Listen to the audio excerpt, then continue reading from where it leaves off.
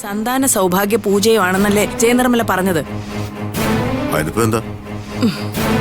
അത് രണ്ടും തമ്മിൽ ചേരില്ലല്ലോ പപ്പേട്ട. ഭാവനയ്ക്ക് സുമംഗലി പൂജയും മാനസയ്ക്ക് സന്താന സൗഭാഗ്യ പൂജയാണെന്നല്ലേ അതിന്റെ അർത്ഥം. മാനസയാണല്ലോ ഇപ്പൊ ഗർഭിണി.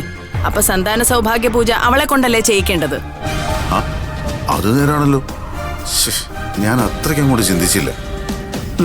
ലക്ഷണം കണ്ടിട്ട് മാനസ ഇവിടെ സ്ഥിരമായിട്ട് പ്രതിഷ്ഠിക്കാനുള്ള ബുദ്ധിയാണെന്നാ തോന്നുന്നത്.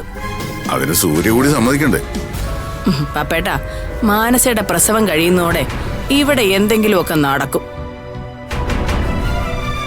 അതിനുള്ള മുന്നൊരുക്കവാ ഈ നാടകം.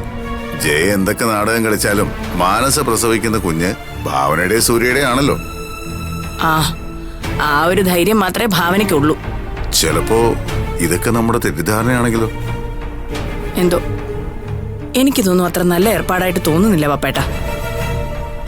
ഇപ്പൊ തന്നെ വനിതാ കമ്മീഷന്റെ മുമ്പിലും ഹോസ്പിറ്റലിലും മാനസയുടെ കുഞ്ഞിന്റെ അച്ഛന്റെ സ്ഥാനം സൂര്യയ്ക്കാം. എല്ലാം കൂടെ കൂട്ടി വായിക്കുമ്പോ എന്തൊക്കെയോ പന്തികേട് മണക്കുന്നുണ്ട് പപ്പേട്ട. എന്തായാലും ജയ മാത്രം വിചാരിച്ചെന്ന് കരുതി ഇവിടെ ഒന്നും നടക്കില്ലല്ലോ.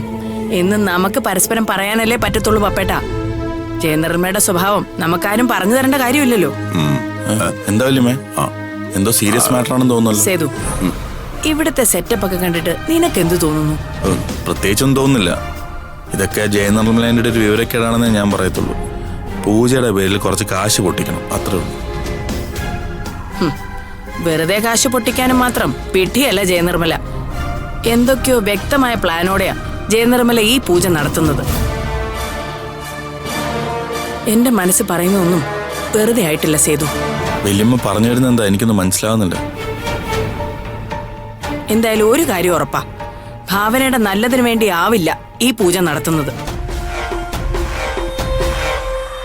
മറ്റെന്തോ വ്യക്തമായ കാരണം ഇതിന്റെ പിന്നിലുണ്ട്. അതിനൊന്നും സൂര്യ കൂട്ടിക്കത്തല്ലോ വല്യമ്മേ. സൂര്യയോട് ജയ എന്താണ് പറഞ്ഞിരിക്കുന്നതെന്ന് നമുക്കറിയില്ലല്ലോ. ഞാനൊരു കാര്യം പറഞ്ഞേക്കാം, എനിക്കിഷ്ടപ്പെടാത്ത എന്ത് കണ്ടാലും ഞാൻ ചോദിക്കും. ഭാവനയാണെങ്കിലും ചോദിക്കും.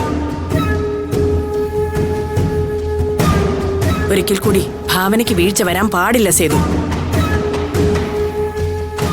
എന്നാ പിന്നെ അവൾ എഴുന്നേക്കില്ല. നമുക്ക് വലുത് ഭാവനയുടെ ജീവിതമാ. പപ്പേട്ട, അങ്ങോട്ട് ചെല്ലാം. നമ്മൾ ഇവിടെ സംസാരിച്ച് നിൽക്കുന്നത് ജയനിർമ്മല കണ്ട പ്രശ്നമാ. സംശയം തോന്നും. വാ വാ വാ.